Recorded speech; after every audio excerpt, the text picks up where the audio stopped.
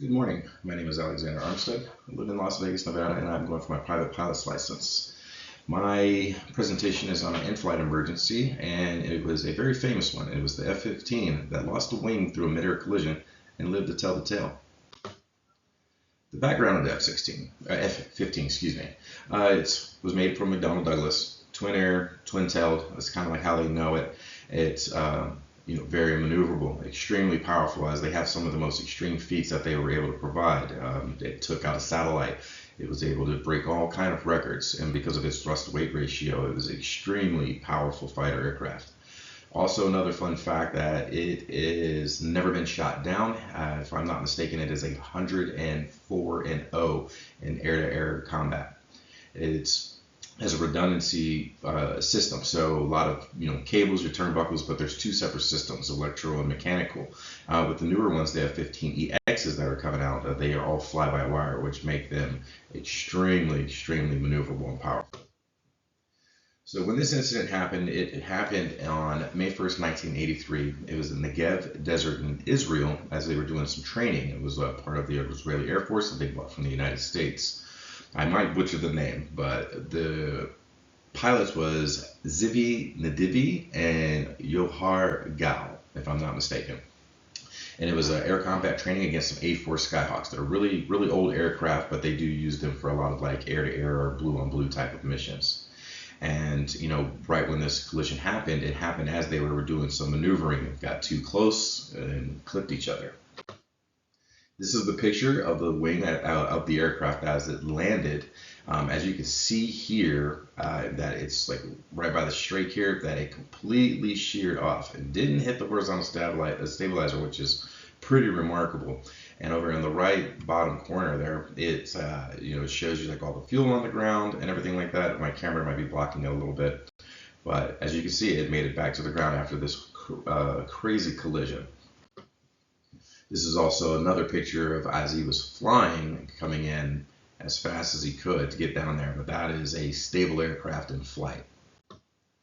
So doing a lot of these training, me being out here in Las Vegas, Nevada, we do have a lot of red flag. I work on Nellis now, and it was also a D model. I didn't realize that, but it is a D model, and it collided doing like mock dogfighting, which the F-15 is not very known for its dogfighting capabilities, but they do a lot of it for training, and just because at the time when this was going, their technology wasn't as good as it is today. Now, air-to-air, it's all about BFR, beyond BVR, beyond visual range. So, lobbing missiles right out and everything. So as they collided, though, that right wing was completely sheared off. It entered a uncontrollable roll. So as it's going down like this, as you would expect, because you just lost all of your lift on your left wing there.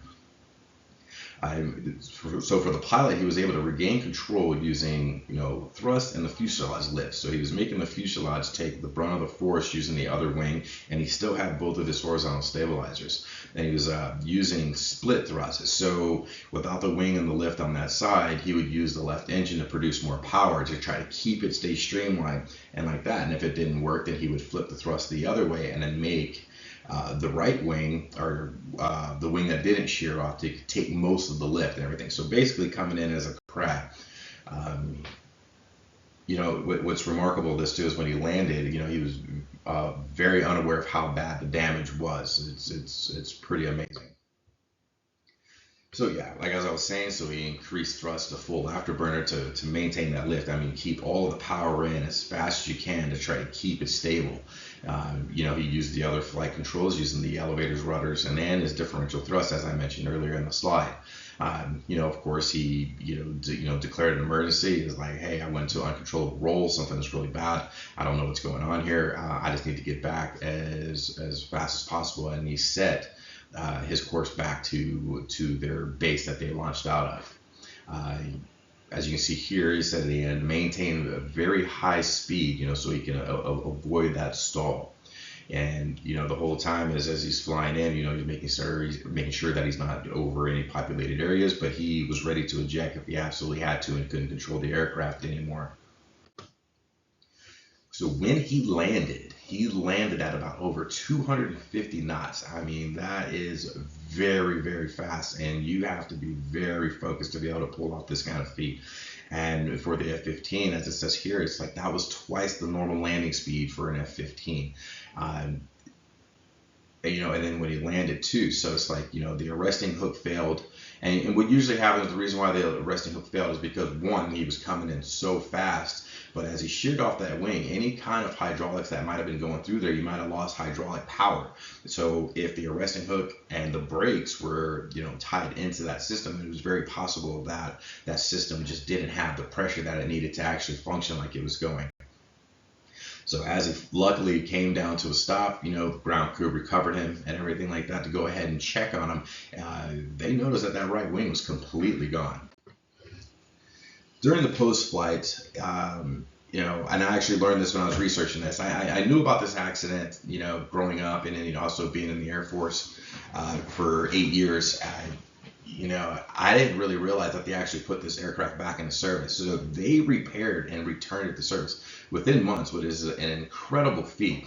I would say that probably was able to happen because they don't have like the strictness like the FAA and everything like that, or like our U.S. military does. I'm sure they sent some engineers out there, or they sent some information. They were like, yeah, you can repair it, go for it, but we need to do this, that, and the other. Israeli plays under a different set of Israelis play by a different set of rules. They're like, we need this aircraft back in the air ASAP, and it also shows how stout these F-15s can really be. With the appearance, the investigations confirmed that the lift was coming from the fuselage, and it's like you got two very big tunnels, so in between your engine on the F-15, and this very big broad area. The wings are very long. So as it was able to go, and as he's using the reverse thrust and he's grabbing it, that air that's coming over here, so now the airframe and the wing that was still attached was carrying all of the load. And you're going so fast, you're moving like you're moving like a rocket through the air. It's pretty remarkable. And of course, with all of that information that they did, of course, McDonnell Douglas, at the time, they took all of that information that they could get from that, that accident. And, they obviously, you use it, with your investigation, you use it to enhance your flight control systems and the safety margins for these F-15s. So with lessons that were learned with this is like, your aerodynamic redundancy saved the aircraft. I mean, obviously the pilot's composure and the instructor that was with him. These guys had nerves of steel to be like, yeah, I think we can do it. Let's just keep going. I got control. Let's keep it going, and focused on the task, and, and following the next steps of what they can do, all the while trying to maintain safety, make sure it doesn't land on a populated area.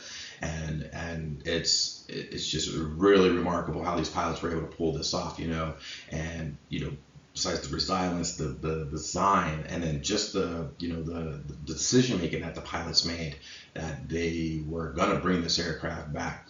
And, it reinforced, the CRM, the crew resource management, the planning of how they were able to set that plan in motion as soon as this accident happened, and ultimately having trust in their equipment. For me, I sat and thought about this, quite a bit. Like, what would I have done? And I don't know. I really don't. I honestly, I definitely think I would have tried to make sure that it wasn't near a populated area. I wouldn't want anybody to get hurt and everything. But it's like, I don't have that kind of experience in this. Now, if the best thing is you can do is trying to remain calm, and I try to focus on what you're going to do from there. Like my instructor and I, what he does to me now while we're flying, he's just will sit there and doing our thing and just looking around, and he'll cut engine out on me, and I'll sit there and chair fly and practice. Okay, well, I need to pitch for 73 knots. I need to look for a place to land. I need to get ready to communicate the tower that I'm having an emergency. And once I establish all those things, then I can follow the checklist and keep going and make sure. But I will definitely try to get that equipment on the ground. One, because I'm getting very comfortable flying the DA-40 right now, and and it has an impeccable glide ratio of 8 to 8. And it's you can get pretty far with it. Where we practice out here in the Northwest Training Area in Las Vegas, if you're about 8,000 feet, you can make it all the way back to North Las Vegas, which is about a good about 6 to 8 miles. So if you're high enough, you can get it to work, especially if you're maintaining that pitch speed. It's just that, and as you get that established, and praying to your God, and obviously, thinking that, have I done everything right in the system? I mean, because it kind of pops in your head when you cuss that throttle. I mean, I almost actually think, initially that something's wrong with the aircraft, and I'm just like, oh my God, yeah, help me here. What do I gotta do? What do I gotta do? I was like, okay, follow my training, go down the checklist. I do have my instructor with me if I need his assistance, and and we press forward and we keep going, and it's like, it's just trying to emphasize having that leadership, and staying a professional. Being a professional is maintaining all aspects of your life, and I pride myself on always trying to be that type of person.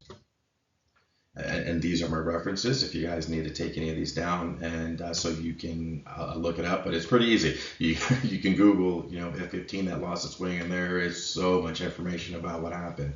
And we used to have a couple of buddies that are F15 guys, and they used to always tease us because I was an F16 crew chief, and a couple of buddies that were always like, F15 undefeated. We even lose a wing and land, and right when I got stationed out of Las Vegas, it was really funny.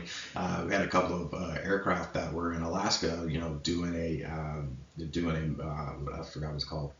But they're doing an exercise, the same thing with a red flag, but it's done in Alaska. I think it might be a silver flag.